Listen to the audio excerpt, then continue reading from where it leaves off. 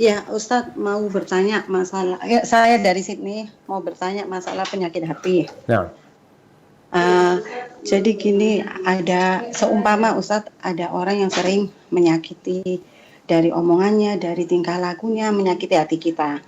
Dan orang itu lebih tua dari kita. Dan dia itu merasa tidak pernah merasa berbuat salah kepada kita. Nah, kita kan manusia Ustadz ya. Kadang kalau ada orang yang begitu mendingan kan menjauh. Tapi ini keluarga. Sebaiknya bagaimana sikap kita terhadapnya? barakallahu fiik, berkaitan dengan kita yang sakit hati. Ini sakit hati yang model pertama yang kita langsung rasakan sakitnya itu. Tidak seperti orang yang hasad nggak tahu kalau dia sedang sakit hati.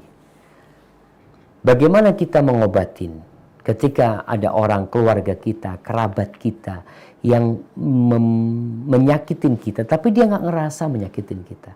Ucapannya pedas kadangkala. Tugas kita yang pertama memaafkan. Ini yang pertama. Karena ada orang-orang yang dia nggak merasa aja. Maka kita nggak perlu sakit hati. Kita, oh fulan itu memang kayak gini omongannya. Mamanya seperti itu. Tapi ada orang yang nggak boleh dibiarkan. Karena dia bukan hanya nyakitin kita, Ustaz. Kasihan sama nih orang, Ustaz. Ini kerabat kita. Dia akan nyakitin orang lain. Sedangkan kita tahu yang paling banyak memasukkan orang ke neraka adalah al-lisan. Maka kita sebagai saudara, bagaimana kita menasehatinya. Namun ini lebih tua. Ini kalau mau dikasih tahu kadangkala malah berantem. Iya, cara ngasih taunya harus dengan cara yang paling indah. Contohnya, mungkin nggak lewat Ana. Ana seumuran sama dia, kalau Ana ngasih tahu kayaknya ribut. Bagaimana lewat orang lain yang seumuran sama dia, agar dia memberitahu. Bagaimana atau dengan yang lebih tua dari dia, atau dengan tulisan, dengan surat.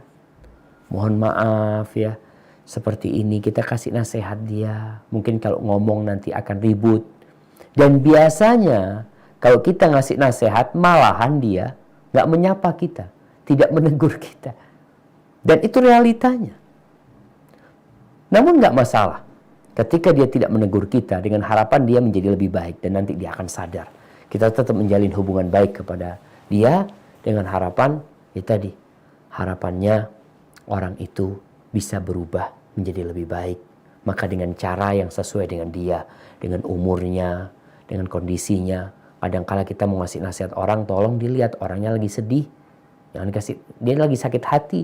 Kita kasih nasihat, malahan nggak diterima, yang ada dia malah akan marah sama kita. Tapi lihat kondisi-kondisi yang dia lagi seneng ya. Ada waktu yang tepat, nggak ada orang, kita ngobrol sama dia. Perkara dia terima, alhamdulillah. Nggak diterima, ya tugas kita hanya menyampaikan dengan cara yang baik. Dan usahakan ketika kita yang menyampaikan, hendaklah kita merendah diri, mengatakan mohon maaf ya, Ana nggak ingin ngasih nasihat sebenarnya, sampaikan. Apa ya, orang yang merendah diri mengatakan sebagai saudara muslim ya, mungkin Ana lebih muda umurnya, Ana mohon maaf kalau yang Ana omongkan nanti ada yang salah. Ucapkan seperti itu, setelah itu serahkan sama Allah dan doakan dia. Hadza wallahu a'lam bissawab.